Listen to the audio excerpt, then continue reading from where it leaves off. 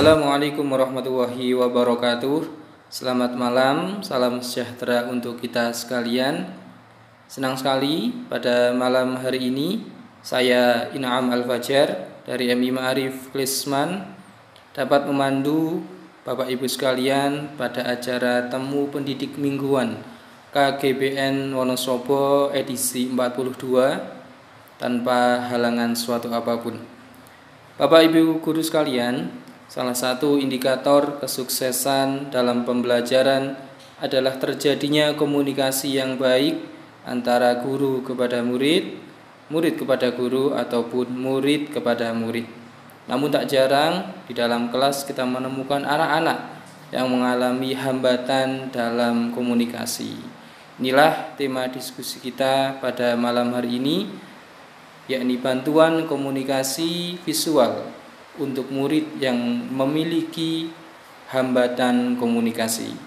Untuk membahas ini telah hadir di tengah-tengah kita narasumber yang jauh dari kota pahlawan, kota Surabaya. Beliau Bapak Theodor Baswara dari KGBN Surabaya. Beliau adalah Kepala PAUD Anak Ceria Universitas Airlangga yang tentu sangat dekat dengan tema ini. Baiklah, tanpa berlama-lama, mari kita simak bersama paparan yang akan dibawakan oleh Pak Theo. Dan Bapak Ibu guru sekalian tidak usah ragu, nanti bisa mengajukan pertanyaan kepada narasumber kita, baik secara langsung ataupun melalui chat yang ada. Kepada Bapak Theo, waktu sepenuhnya kami haturkan.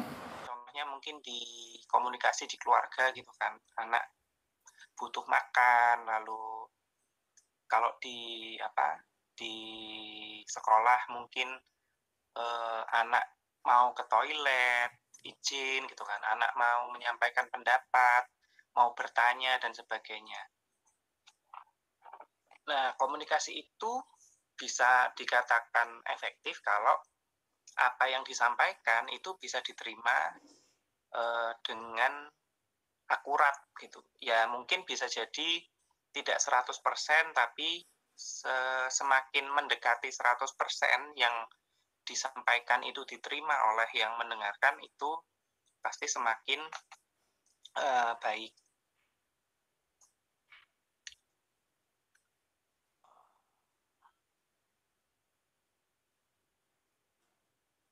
Nah, komunikasi itu bisa disampaikan dengan dua cara, dengan verbal ya seperti saya sekarang ini, atau non-verbal. Non-verbal itu ya bisa dengan bahasa tubuh, dengan ekspresi wajah, pakai gambar, pakai simbol-simbol dan lain-lain. Nah, ini tujuan ini lebih ke orang tua tadi kalau nah sekarang terlambat bicara itu apa sih? Nah, terlambat bicara itu sebenarnya banyak jenisnya. Jadi ini mungkin kalau kasus-kasusnya ada anak umur 3 tahun tapi belum bisa mengucapkan satu kata. Padahal menurut perkembangannya anak umur 3 tahun itu sudah mulai bisa memproduksi kata. Biasanya dari kata-kata yang paling dekat dengan lingkup keluarga, misalnya mama, papa, seperti itu. Ada juga mungkin ketika sudah bisa mengucapkan kata tapi tidak jelas cara mengucapkannya, sehingga itu tidak bisa diterima sepenuhnya oleh orang lain. Lalu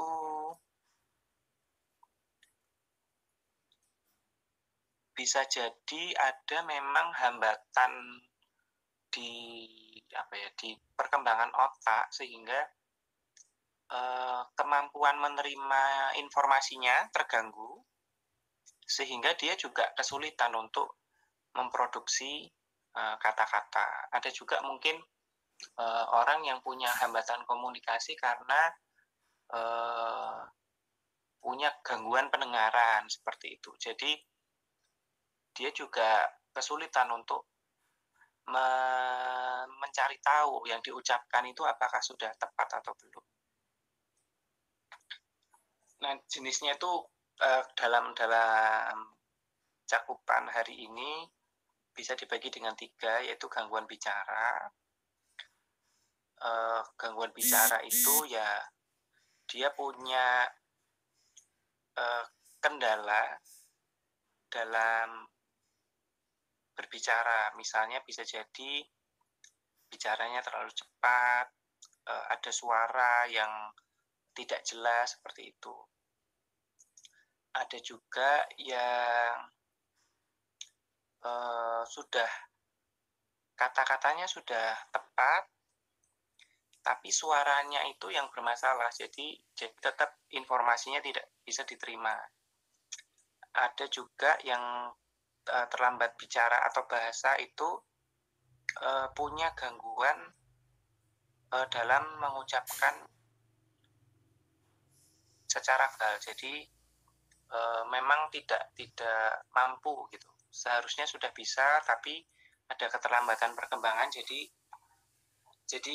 tidak bisa mengucapkan tadi. Nah ini.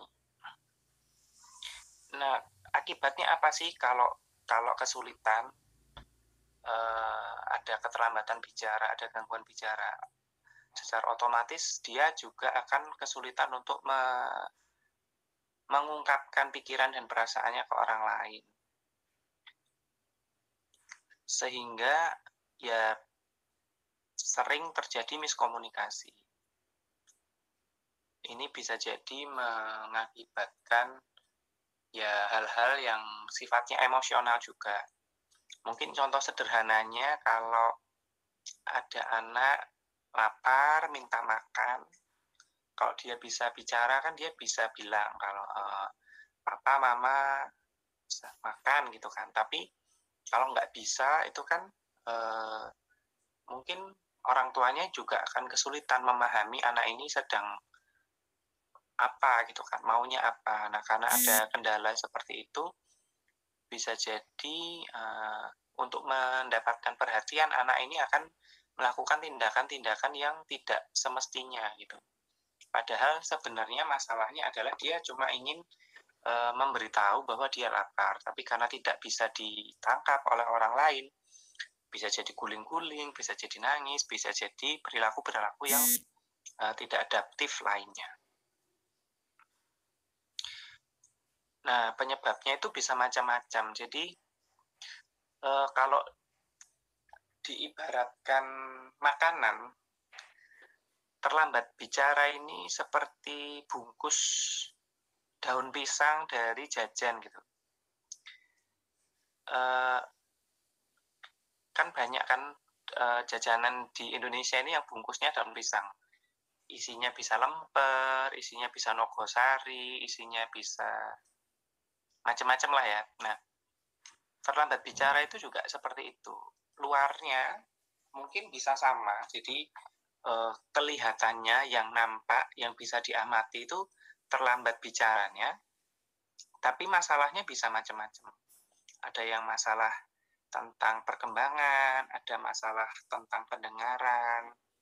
Jadi memang sebaiknya ketika ada murid yang mengalami hambatan berbicara itu juga dicari penyebabnya, karena perbedaan penyebab itu membutuhkan penanganan yang nantinya akan ada perbedaan.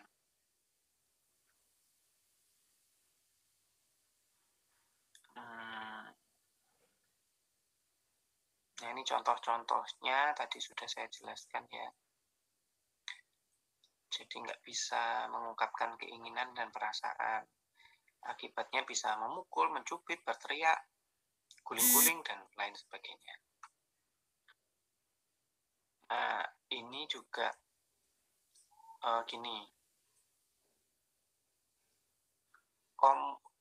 Komunikasi yang tidak lancar itu juga mengakibatkan kesulitan untuk mempelajari keterampilan baru. Karena biasanya gini, ada keterlambatan bicara itu juga punya hambatan dalam menerima informasi. Jadi ada yang dia menerima informasinya baik, tapi mengungkapkannya yang kesulitan, ada yang hambatannya itu di keduanya gitu. Jadi dia juga kesulitan menerima informasi dari orang lain. Nah, oleh karena itu, karena keterampilan atau pelajaran itu kan juga berupa informasi. Nah, ketika kesulitan menerima informasi, dia juga akan kesulitan mempelajari hal-hal baru. Ada juga yang ya karena komunikasi itu kan sangat penting dalam membangun interaksi sosial ya.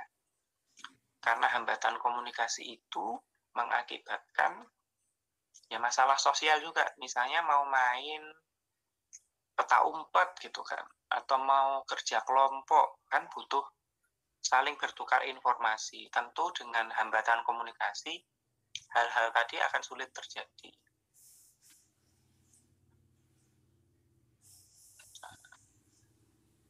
Ini juga sama seperti tadi, jadi kesulitan menerima informasi bisa jadi berupa aturan, cara penggunaan barang, cara bermain, instruksi dari guru, cara berdiskusi, tugas yang diharapkan guru seperti itu. Ini tidak usah.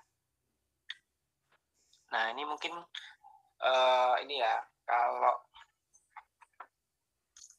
contoh kasusnya nih, misalnya ada anak yang sedang sepedaan, lalu orang tua atau orang dewasa atau guru bisa sih, ini sebenarnya juga pengalaman di sekolah sih. Jadi ban sepedanya itu kempes. Nah, gurunya itu ngasih tahu bannya itu kempes gitu kan. Nah, idealnya kan kalau sepeda banyak kempes kan nggak bisa dipakai kan, jadi berat. Nah, tapi ketika ada hambatan komunikasi ini, ya menyampaikannya tidak mudah karena nggak paham maksud gurunya. Anak ini masih ingin tetap main sepeda. Nah, gurunya karena merasa tidak dihiraukan, dia mengingatkan lagi. Nah, sewajarnya manusia kalau nggak dihiraukan itu kan bisa jadi emosi ya, nadanya semakin lama semakin meninggi gitu. Nah, tapi akibatnya apa ya? Anak bisa jadi takut, bisa jadi juga marah, ingin mempertahankan sepedanya. Nah, sebenarnya dalam cerita ini masalahnya adalah guru ini mau memberitahu bahwa kalau sepedanya kempes itu nggak bisa dipakai, tapi karena nggak diterima informasi itu, akhirnya ya jadinya malah marah keduanya gitu kan, dan tidak menyelesaikan masalah sebenarnya. Nah, lalu apa sih salah satu cara yang bisa dilakukan untuk membantu berkomunikasi dengan anak atau murid yang punya hambatan komunikasi atau yang terlambat bicara? Ini saya bilang salah satu karena mungkin ada cara lain di luar sana. Ini salah satu cara yang diterapkan dan kami pelajari di PAUD Anak Ceria, yaitu dengan gambar. Nah, tapi sebelum ke teknisnya, prinsipnya itu sebenarnya ya sama ya, memanusiakan hubungan gitu. Jadi intinya dalam berkomunikasi itu kita memerlukan empati. Jadi kita berusaha memahami kondisi orang yang akan kita ajak bicara. Karena anak yang terlambat bicara itu kesulitan melakukan komunikasi verbal, sebenarnya bisa jadi kita mengkombinasikan dengan cara yang lain gitu. Karena ketika kita langsung memaksa, meminta untuk komunikasinya secara verbal, itu pasti jadi tantangan yang akan sangat sulit gitu. Karena ya tadi hambatan bicara, hambatan itu penyebabnya macam-macam gitu. Ada yang mungkin perlu terapi, ada yang mungkin memang karena bawaan gangguan perkembangan, sehingga cara untuk bisa melatihnya itu juga perlu waktu.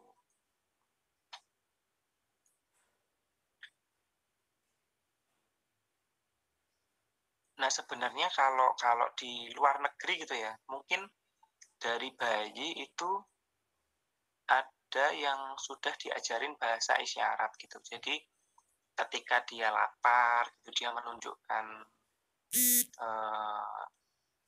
tanda tertentu dengan tangannya gitu. Jadi dia nggak harus nangis terus kalau memang mau sesuatu. Ada cara-cara lain yang disepakati, ya itu dilatih juga sehingga komunikasinya bisa semakin lancar.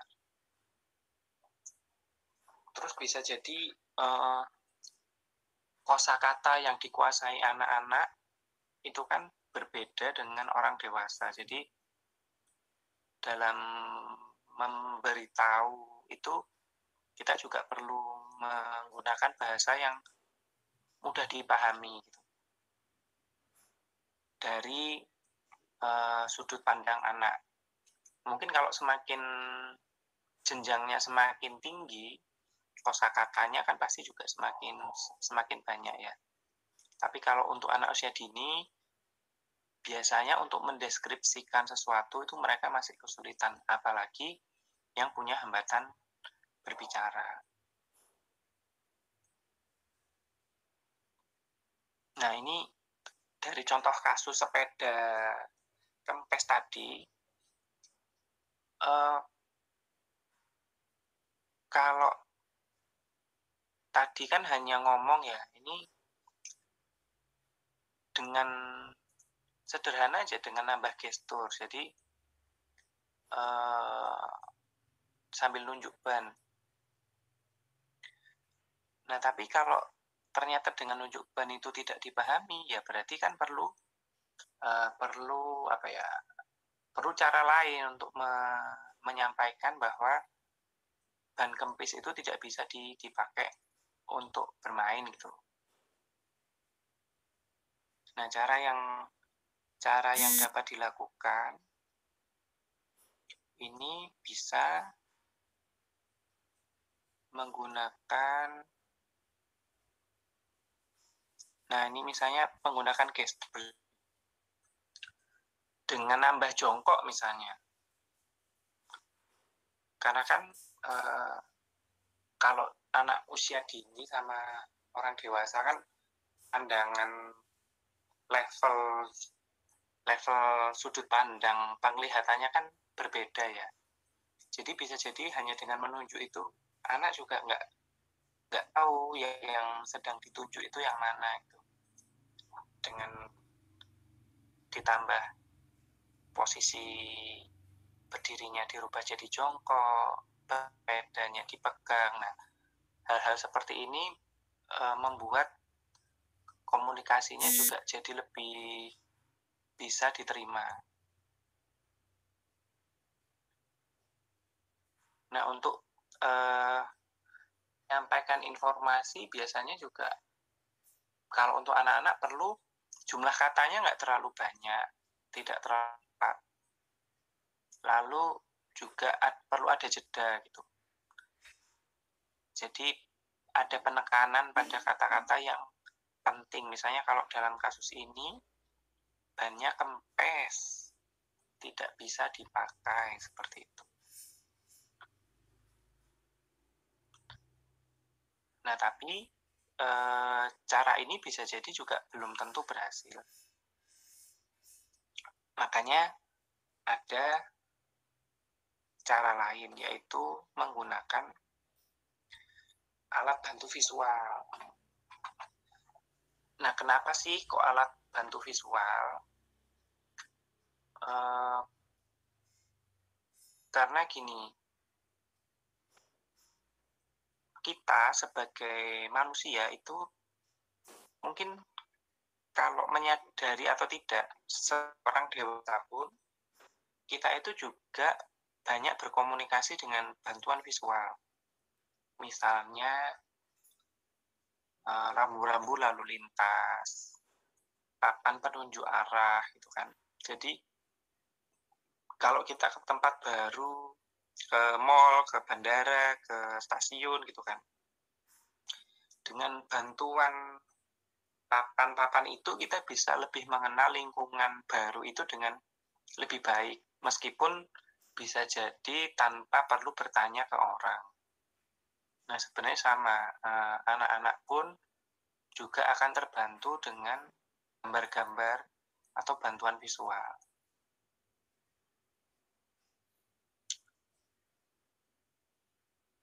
Nah, ini bentuknya bisa macam-macam, bisa dengan gambar yang pakai kertas gitu. Lalu bantuan visual itu ada yang bentuknya cerita sosial, kalau ini lebih ke melatih anak untuk menghadapi situasi-situasi sosial. Kemudian ini tadi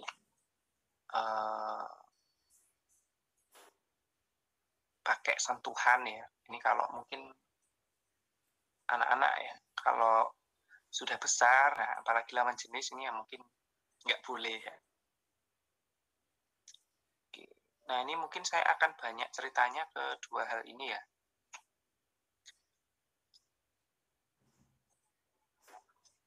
Nah, seperti tadi yang saya jelaskan di awal, anak-anak yang punya hambatan komunikasi itu biasanya ada yang punya hambatan memproses informasi juga, yang secara lisan atau audio, secara suara.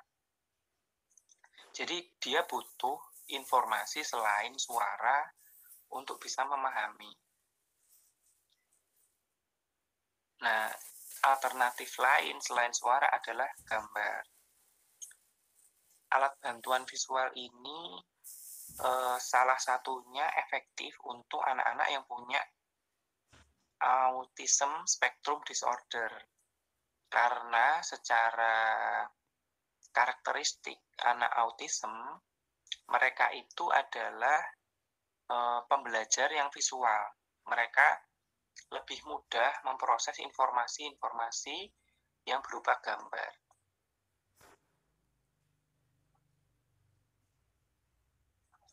Nah, bantuan visual ini bisa macam-macam bentuknya.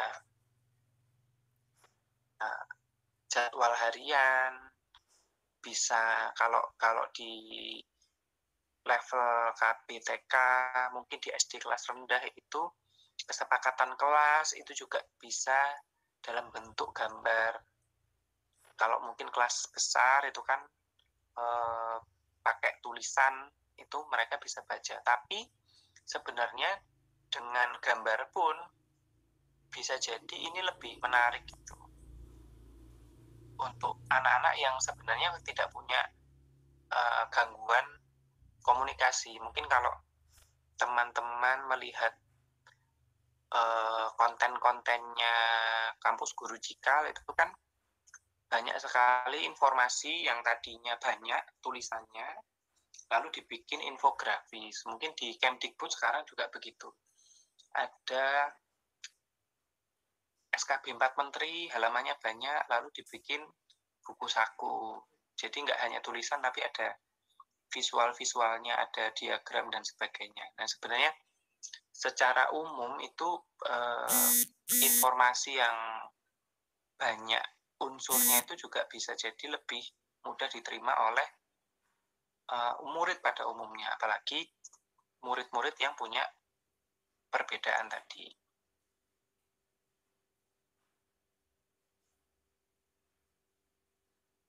Nah, ini langsung ke... Nah, ini contoh bantuan visual kalau untuk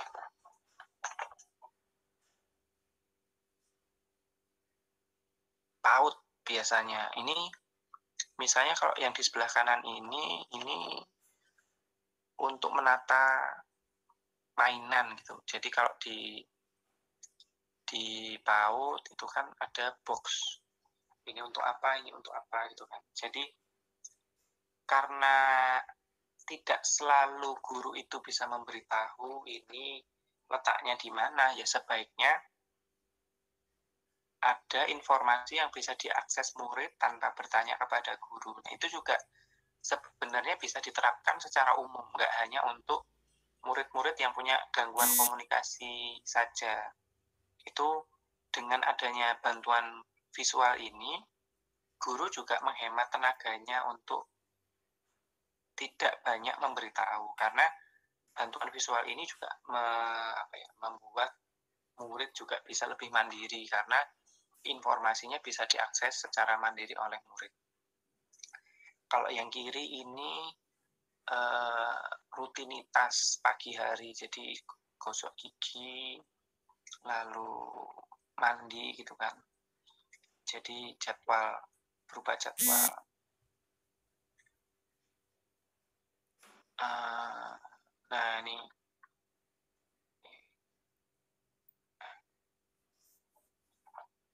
Nah ini bantuan visual ini tadi bisa jadi untuk membuat anak belajar keterampilan baru. Jadi kalau bahasa saja, ini kan anak-anak sulit membayangkan ya.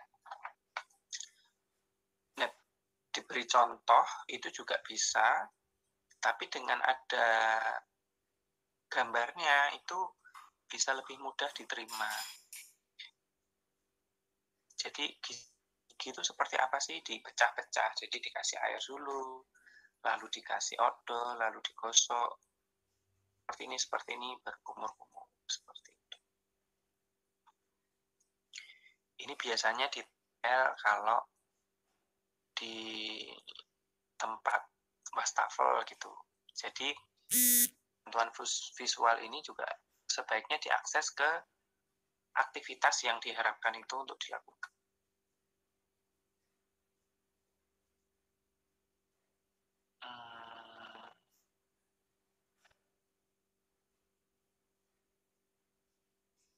Oke, ini prinsipnya.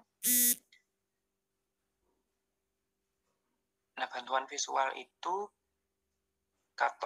kalau ditambah tulisan itu juga sebenarnya nanti bisa menstimulasi anak juga sih untuk mengkaitkan gambar dengan tulisannya. Jadi kalau memang untuk anak-anak kelas rendah belum bisa baca, ya gambarnya akan lebih banyak. Tapi kalau lebih anak itu sudah mampu memproses informasi berupa tulisan, nah tulisannya itu bisa ditambahkan.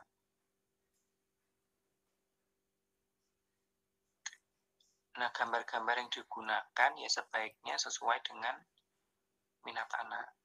Kalau misalnya di gambar ini kan Mickey Mouse, nah mungkin muridnya kalau kelas KPTK sukanya Mickey Mouse ya kasih ini. Tapi kalau kelas tinggi misalnya, mungkin contoh-contoh yang beberapa populer itu Among Us misalnya. Kan banyak infografis itu pakai Among Us gitu kan. Infografis itu menarik untuk dilihat. Juga mungkin kalau Bapak Ibu suka nonton drama Korea, itu kan belakangan ini ada drama yang populer itu Startup gitu. Jadi informasi pakai tokoh-tokohnya dari drama itu, jadi itu juga lebih menarik untuk diakses informasinya.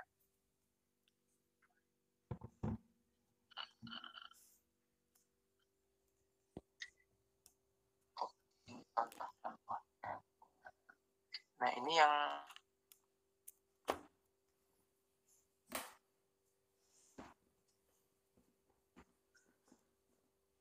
ini contoh cerita sosial.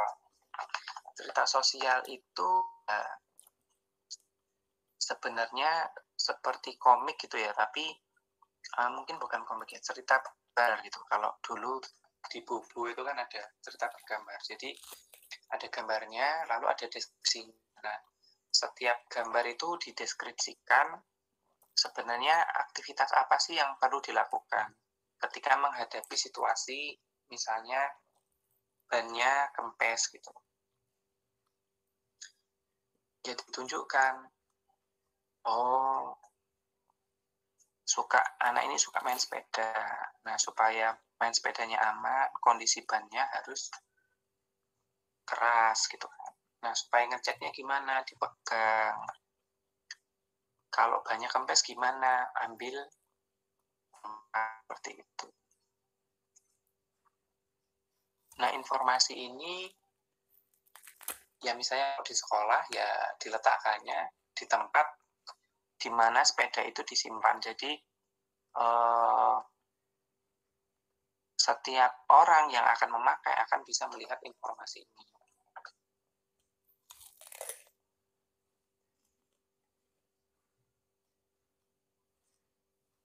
Nah, jadi sosial itu memang harus fokus ke situasi yang spesifik. Misalnya tadi, gimana lalu yang ini mungkin bagaimana caranya belajar gosok gigi.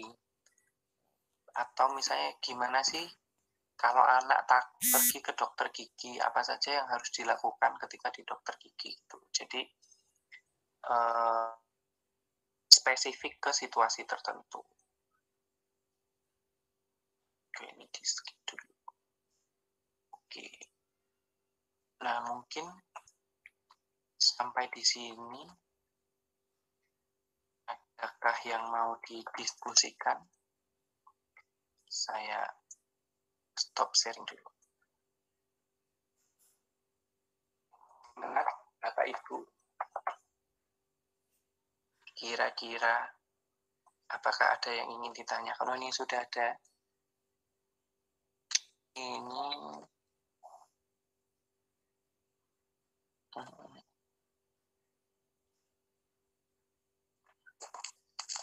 sebenarnya paling dasar dari bantuan komunikasi visual itu adalah melabeli benda. Jadi kan kalau kita berbicara itu kan kosakatanya perlu ada dulu kan. Nah, apa yang dalam situasi belajar itu kalau bisa ada gambarnya. Ketika terutama ketika kosakatanya murid itu masih sedikit. Jadi misalnya kalau SD itu apa sih penggaris, pensil, pulpen gitu kan. Jadi kalau dia butuh apa itu dia bisa menunjuk gambar itu. Seperti itu. Karena gini, kalau muridnya belum punya banyak kosakata, pasti juga sulit untuk menyampaikan apa yang dimau. Jadi nanti sebenarnya bantuan visual itu dasarnya adalah kalau di kelas yang rendah itu seperti flashcard gitu.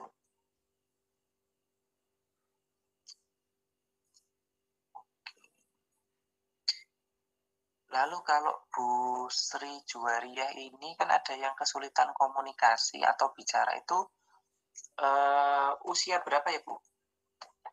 Muridnya, kalau boleh tahu.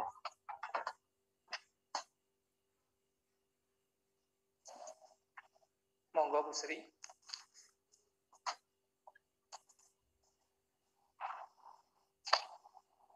Bu Sri tadi guru.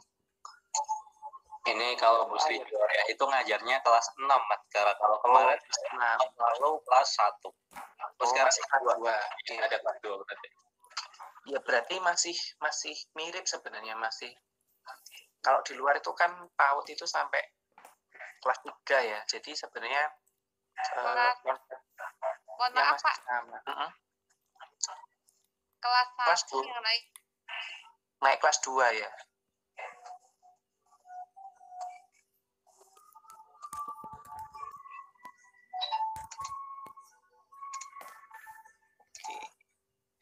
Jadi yang paling dasar itu adalah prinsipnya gini, bantuan komunikasi visual yang dibuat itu harus berfungsi gitu. Harus berfungsi di lingkungan di mana komunikasi itu mau dihadirkan. Misalnya kalau di kelas 2 apa saja sih alat-alat belajar yang ada di sana. Nah, itu yang paling banyak akan dibicarakan kan.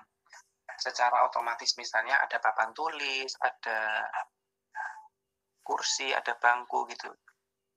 Kemudian selain lingkungan fisik, lingkungan orangnya. Ada temannya, ada guru gitu. Jadi kalau dia ingin memanggil teman atau menyampaikan sesuatu, misalnya gini, dia diganggu nih sama temennya,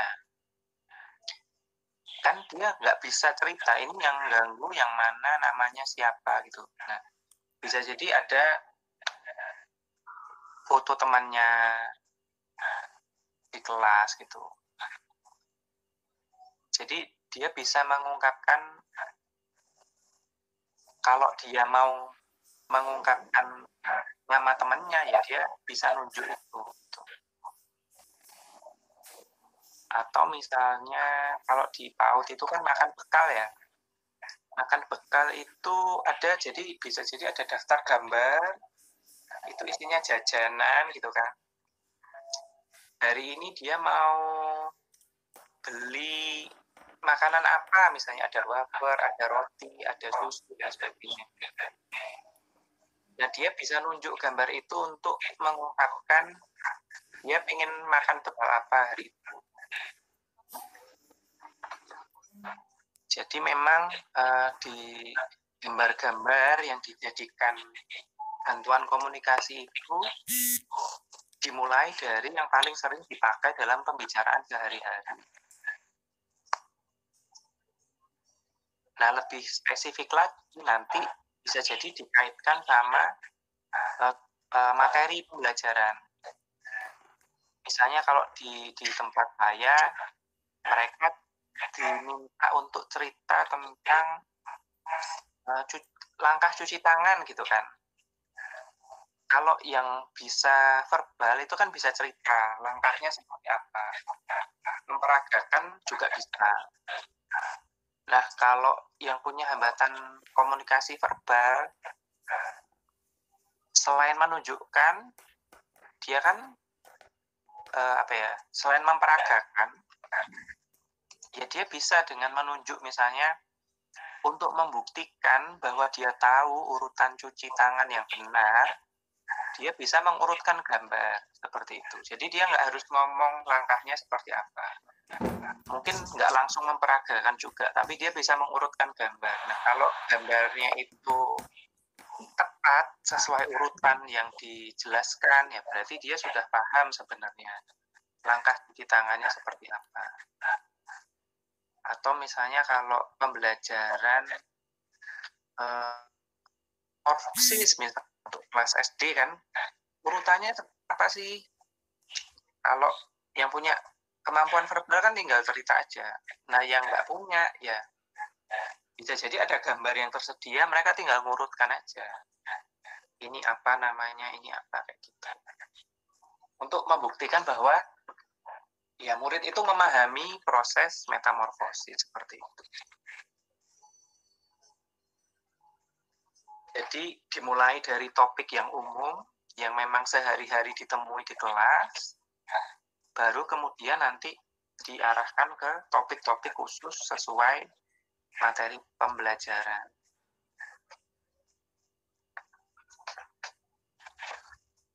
Atau mungkin gini, supaya saya bisa memberikan yang lebih spesifik, kira-kira tantangannya apa yang sekarang dihadapi?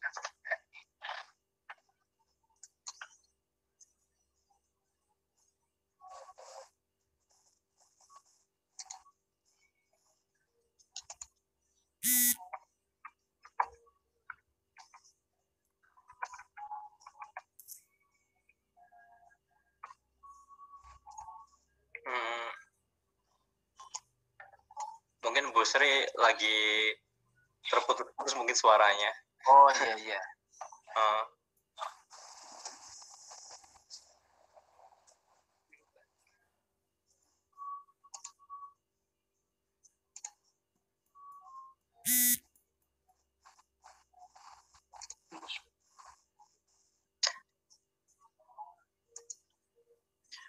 Kalau misalnya anak keterlambatan bicara itu ada korelasinya nggak kalau misalnya dengan otak yang mungkin terlalu cerdas kayak gitu sehingga membuat antara otak yang dipikirkan sama mulutnya itu nggak sinkron kayak gitu, Mas? Ya itu bisa ini sih, bisa terjadi, tapi mungkin nggak dikategorikan terlambat bicara ya. Itu kan kayak karena dia mikirnya saking cepatnya gitu kan, ngomongnya jadi kemana-mana gitu kan. Ya ada sih murid yang seperti itu. Nah tapi memang mungkin klasifikasinya nggak terlambat bicara sebenarnya. Karena mungkin ya sampai dewasa pun kan ada yang begitu kan.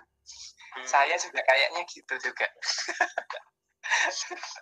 Kadang-kadang kalau pikirannya udah kemana gitu, tapi ngomongnya baru sampai sini gitu. Jadi belibet malah ngomongnya. Tapi sebenarnya ya sama sih prinsipnya kan,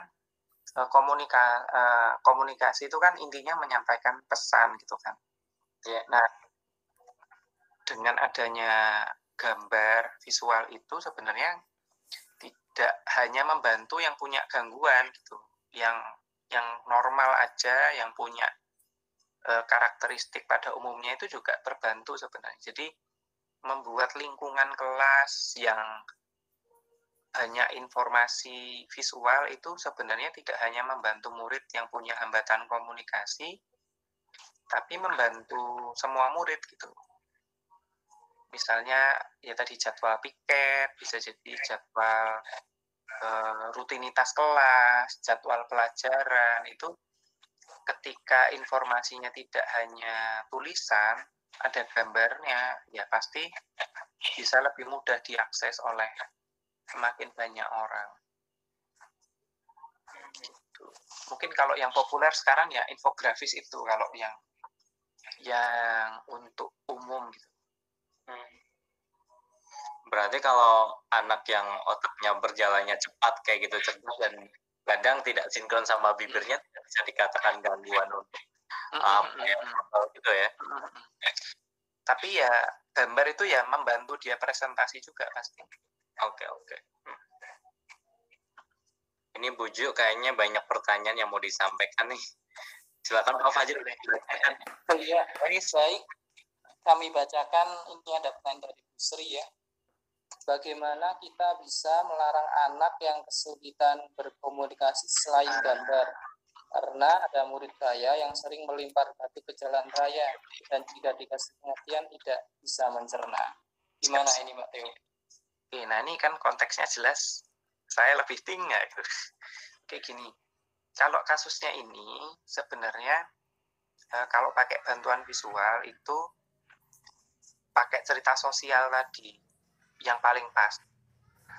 Tapi gini, cerita sosial itu dilakukan untuk preventif, memberikan pemahaman kepada murid bahwa perilaku melempar batu ini punya akibat buruk loh ke kamu, itu ada konsekuensinya loh.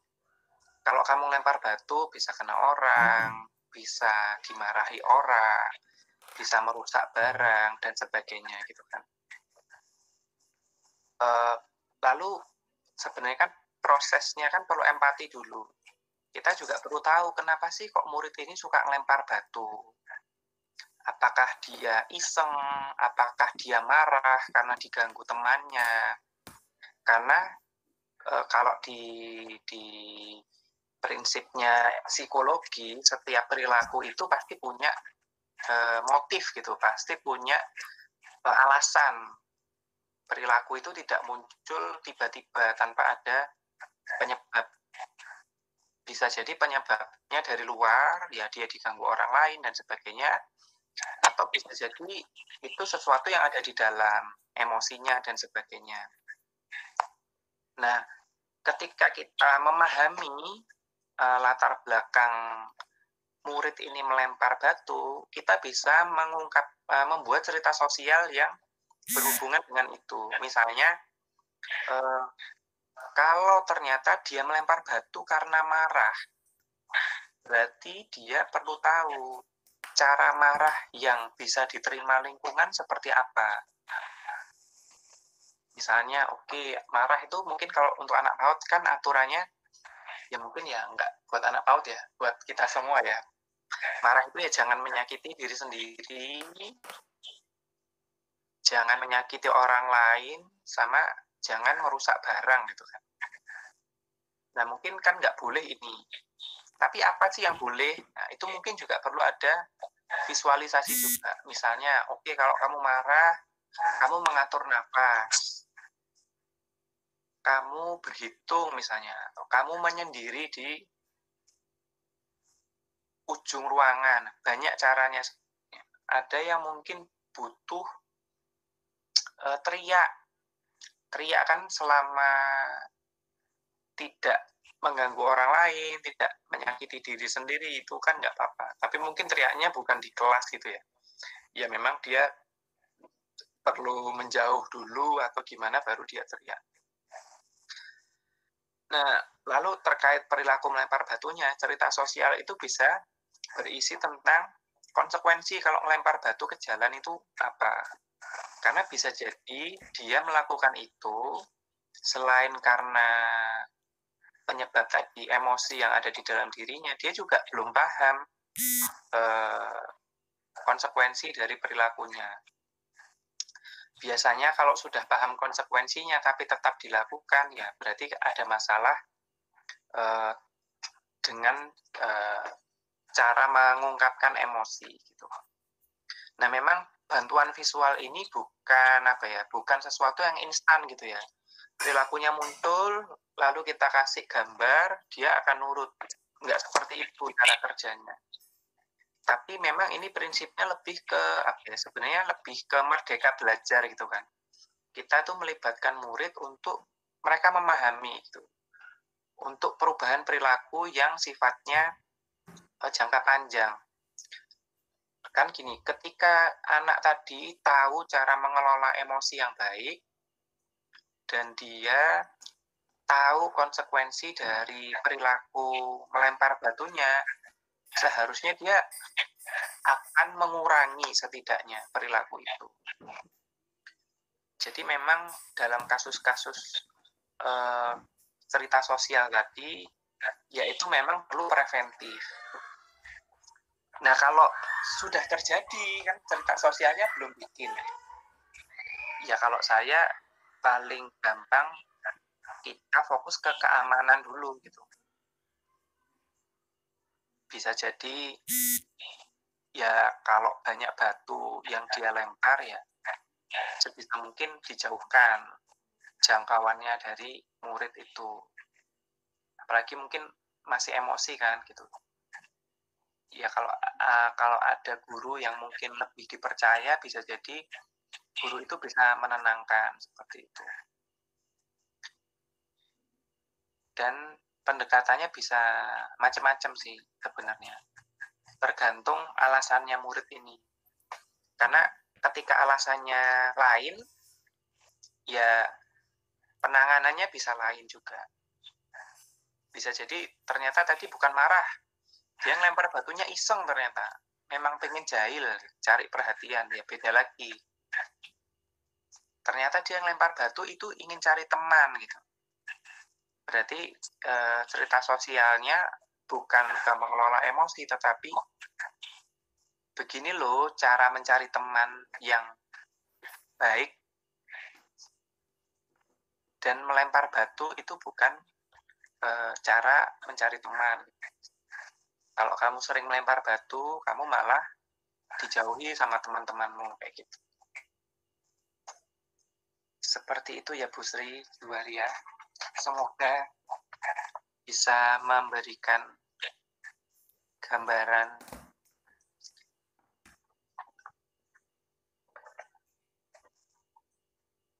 Oh iya, Terima kasih untuk jawabannya Pak Teo. Ini ada lagi dari Bu Sri.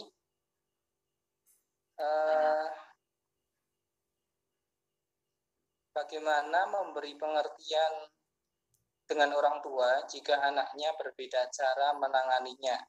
Karena jika di rumah anaknya mampu berkomunikasi dengan keluarganya, tetapi guru-guru hampir semua tidak dapat berkomunikasi dengan lancar. Apakah kesalahan ada pada guru? Baik.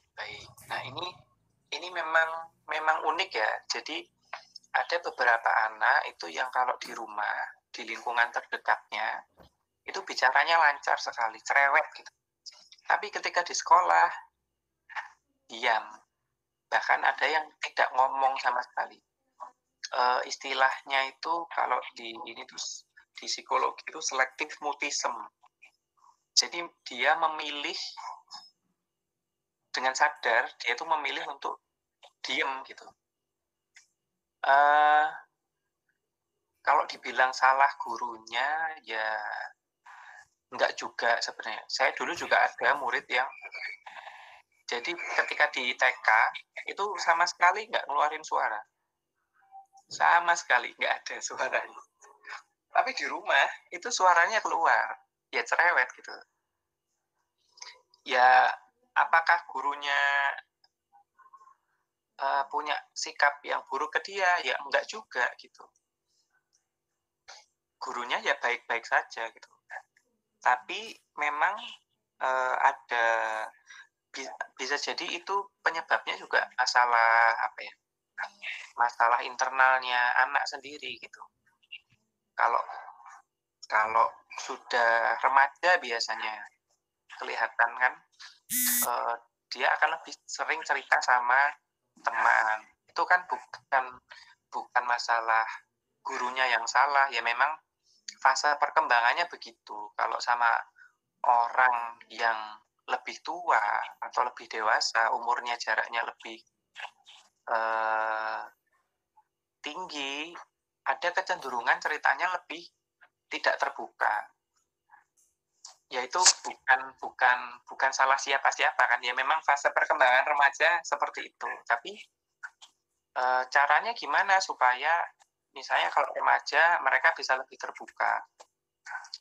Ya guru bisa bersikap dalam kondisi tertentu, ya bersikap seperti temannya dia, mencari tahu minatnya muridnya yang remaja, apa sih yang sedang dibicarakan murid.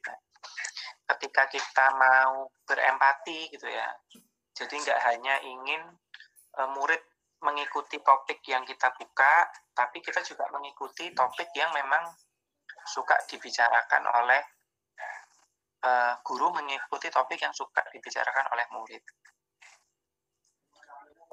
Nah, memang kalau kita ingin membuat murid lebih mau berbicara di lingkungan sekolah, ya yang perlu dibangun adalah ya rasa percaya bahwa ketika dia bicara, dia itu dihargai suaranya. Ketika dia berpendapat, pendapatnya itu penting meskipun tidak selamanya pendapatnya itu disetujui. Nah, ini mungkin lebih umum sebenarnya. Nggak harus yang punya hambatan komunikasi, bahkan ya rasa percaya itu kan umum ya. Ketika kita nggak percaya sama orang, pasti kita juga akan lebih menjaga informasi dan isi pikiran dan perasaan kita ke orang lain itu.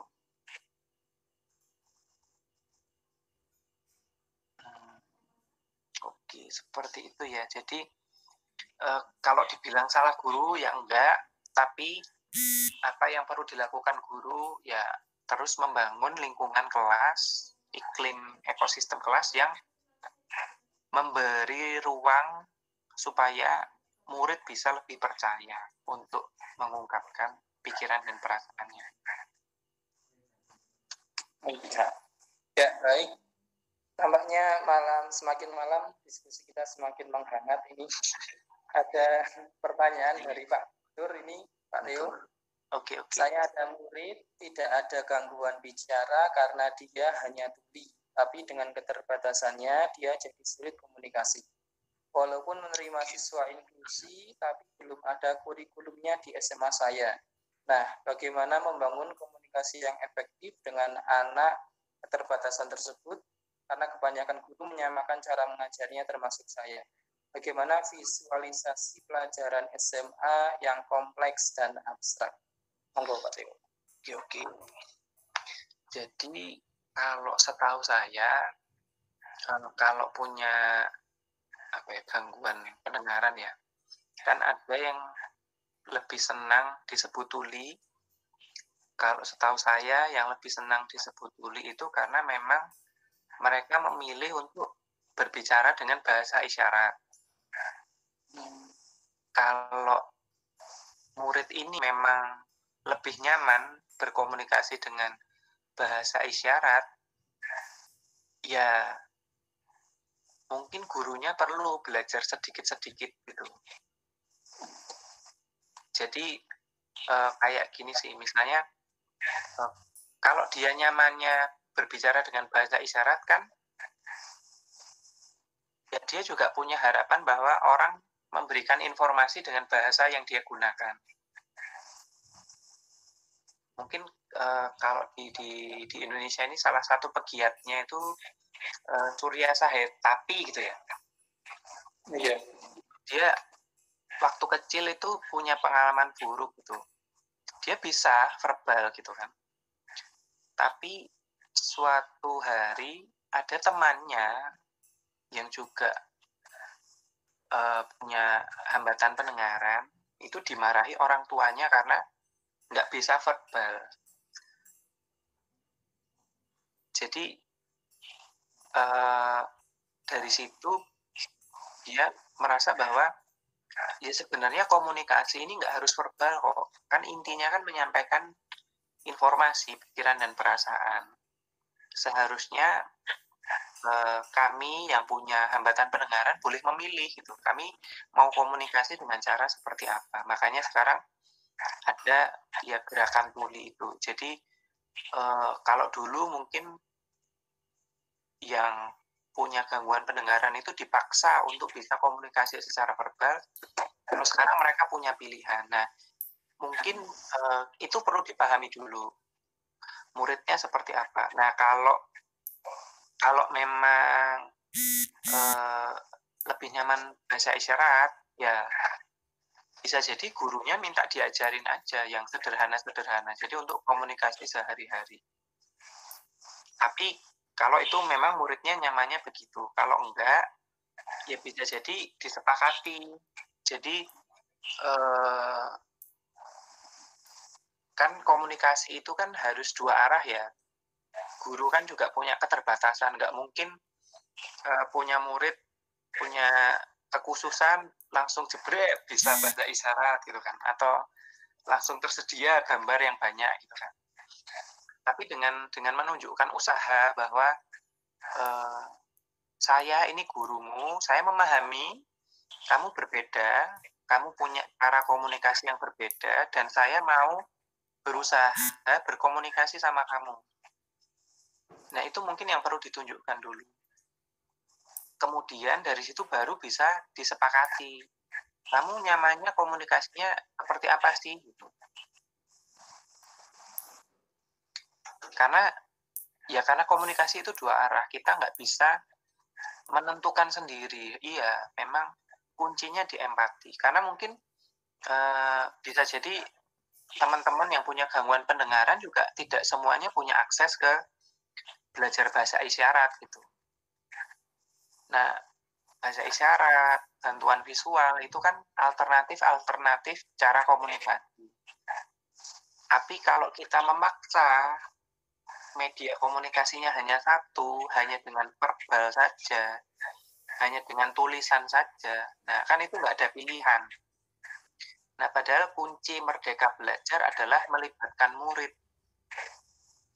Nah, oleh karena itu kita perlu berempati sama murid itu, kita perlu bertanya, dia nyamannya gimana sih berkomunikasinya gitu.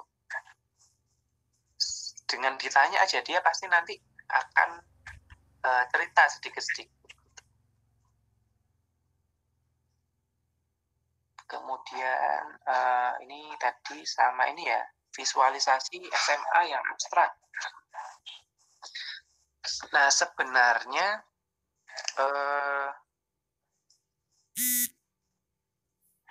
kalau menurut saya semuanya itu bisa divisualisasikan. Buktinya sekarang kan juga banyak sekali kan video pembelajaran gitu kan. Bahkan katakanlah misalnya alam semesta, kita kan juga nggak bisa mengakses langsung. Kalau kita belajar tentang galaksi dan sebagainya, itu kan juga pakai visual, pakai audio visual malahan. Nah, memang ini tergantung ininya sih, tergantung kontennya apa dulu. Nah, semakin spesifik kontennya, kita nanti perlu kan nggak mungkin semuanya divisualisasikan ya. Kita perlu memvisualisasikan itu konsep-konsep kuncinya. Apa sih yang penting dari materi ini yang perlu divisualisasikan, karena kan yang divisualisasikan ini tujuannya untuk pemahaman yang bisa lebih mendalam. Nah, bagian itu yang perlu diberikan penekanan. Atau mungkin Pak Guntur bisa memberi contoh nih, bingungnya apa yang abstrak gitu. Nanti saya coba memberi contoh.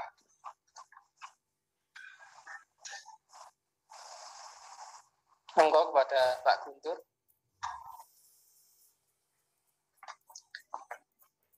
Barangkali untuk memberikan gambaran agar lebih spesifik jawabannya dari Pak Tio.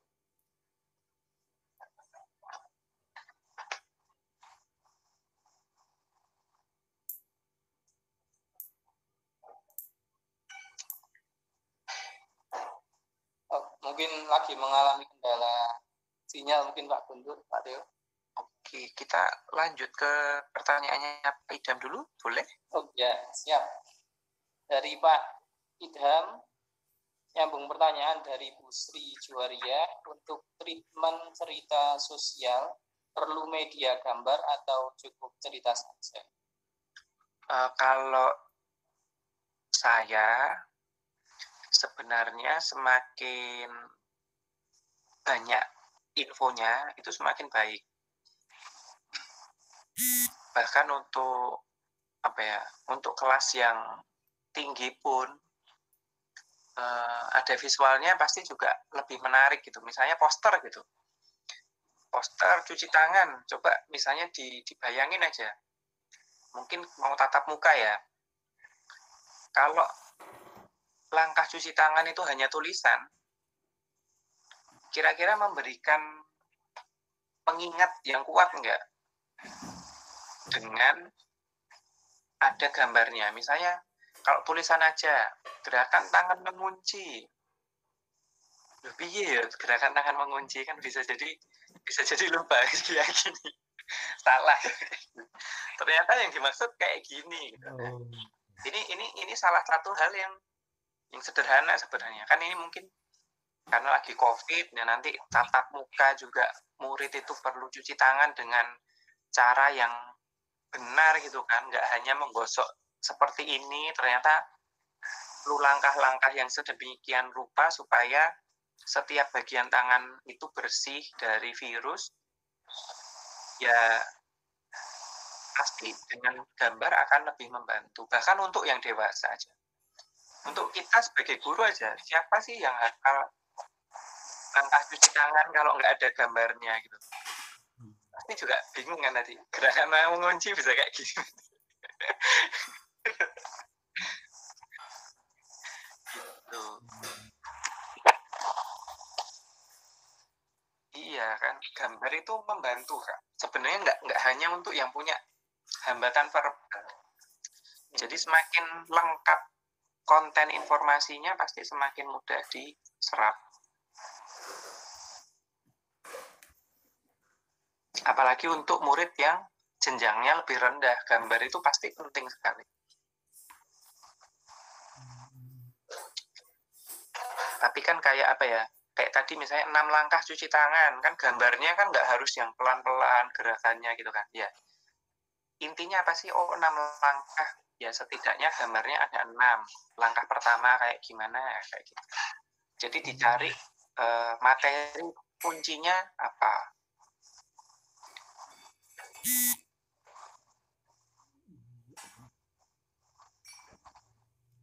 Nyambung dulu ya Pak, izin untuk melanjutkan pertanyaannya yang barusan itu berkaitan dengan pertanyaannya Bu Sri Juwariah tadi kan, yang terkendala hanya beberapa anak, bahkan mungkin hanya satu anak saja yang katakanlah iseng melempar batu ke jalan. Nah ini untuk treatmentnya sendiri lebih baik dikelompokkan, misal ini ya, suatu saat sudah boleh tatap muka, ini ada satu anak yang melempar batu ke jalan itu. Nah treatmentnya lebih baik disampaikan kepada halayak di dalam kelas atau cukup di apa namanya, seperti bimbingan konseling gitu Pak, satu kelas. Oke.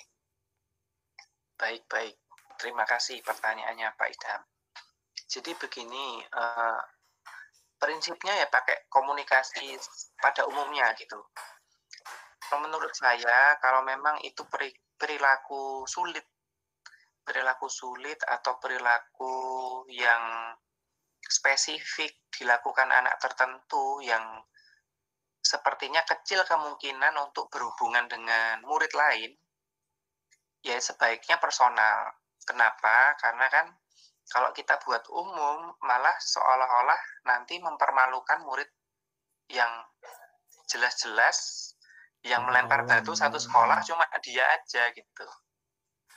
Ya lebih baik personal, tapi bisa jadi kalau itu sifatnya lebih umum yang pasti akan dilakukan oleh semua meskipun saat ini belum, misalnya tadi cuci tangan, terus misalnya apalagi pertolongan pertama kalau misalnya temanmu kena batu, nah ini tuh bisa yang umum gitu kan. Mungkin ada kejadian karena ada yang suka lempar batu, kepalanya ada yang bocor gitu kan. Kan ada misalnya kalau benjol itu dikompres dingin atau panas. Nah, itu kan kadang-kadang suka lupa kalau udah kejadian panik kan. Dikasih panas ternyata malah gobios. Nah, ternyata kan ada luka tertentu yang sebaiknya kompres dingin, ada luka tertentu yang sebaiknya kompresnya hangat. Nah, seperti itu. Itu mungkin diterapkan ke umum nggak apa-apa karena siapapun nanti kalau nemu temen yang kena benjol atau kena batu atau jatuh, ya sama-sama bisa melakukan. Ya, siap. Gitu. Terima kasih Pak. Baik, sama-sama.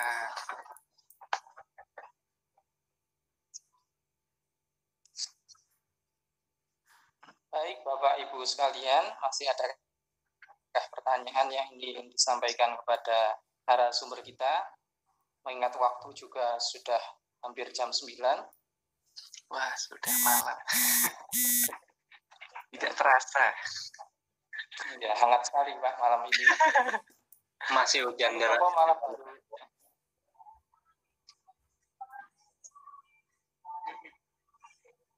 Atau dari Pak Catur? Oh. Kok dari Pak Catur terus? Ini loh, tadi loh Pak, Mas Teh bahwa kan juga diceritakan bahwa ketika di luar negeri itu kan ketika orang tua ada juga yang mengajari tentang bahasa isyarat kayak gitu. Itu sebenarnya mereka ngajar seperti itu karena ingin anaknya mereka nanti punya empati kepada teman-teman mereka ketika nanti mungkin bertemu dengan yang seperti yang diceritakan, atau mungkin ada tujuan lain kayak gitu. Penasaran juga nih. Kalau setahu saya ya, yaitu mempermudah parenting aja. Kan gini sih, mungkin yang selama ini banyak diketahui kan, ibu itu harus bisa membedakan suara tangisan bayi. Mana yang lapar, mana yang ini. Nah, ya mungkin kalau masih di bawah 1 tahun kan, ya gerakan motoriknya juga nggak ini ya.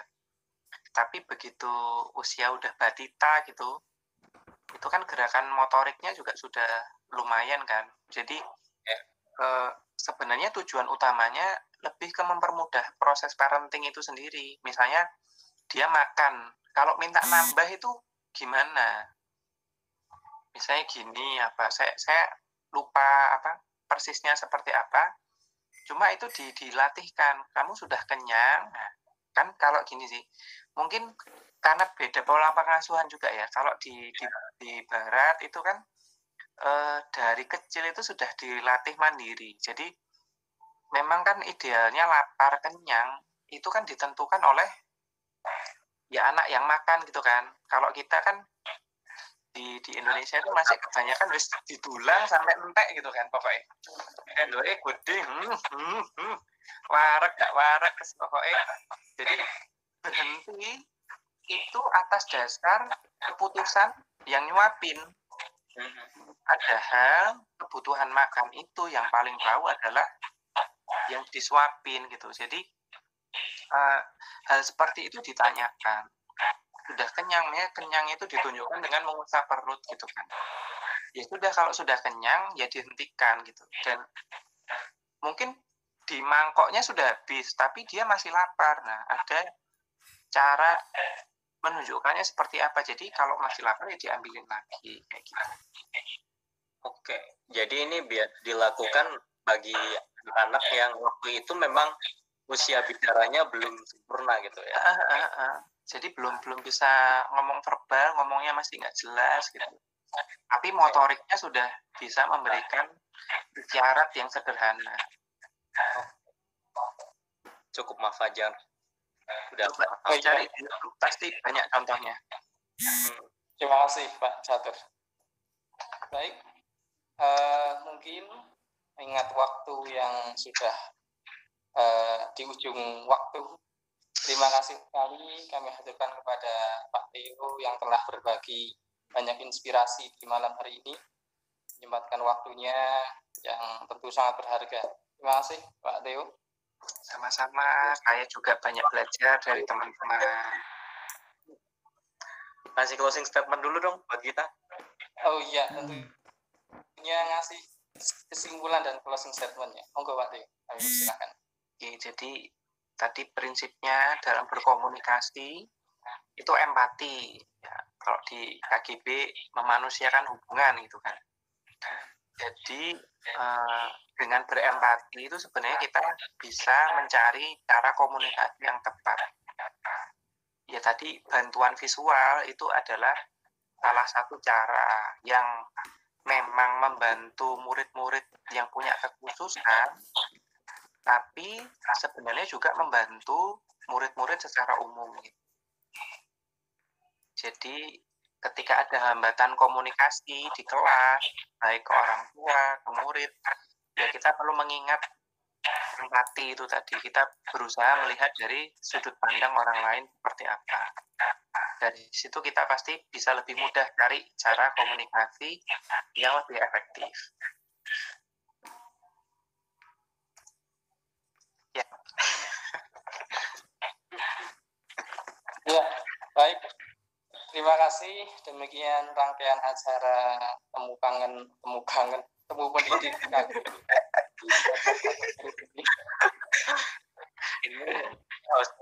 Ini moderatornya masih muda, jadi hawanya pengen kangen-kangenan aja. Nanti kita temu kangennya di TPN. Salah kata ya. Dan terima kasih terutama kepada narasumber, kepada para guru yang telah hadir pada diskusi kali ini. Saya selaku moderator mohon pamit undur diri. Semoga bisa ketemu di pertemuan berikutnya. Saya akhiri, selamat malam, selamat beristirahat. Assalamualaikum warahmatullahi wabarakatuh. Waalaikumsalam warahmatullahi wabarakatuh. Pesawatnya udah nunggu sampai Surabaya.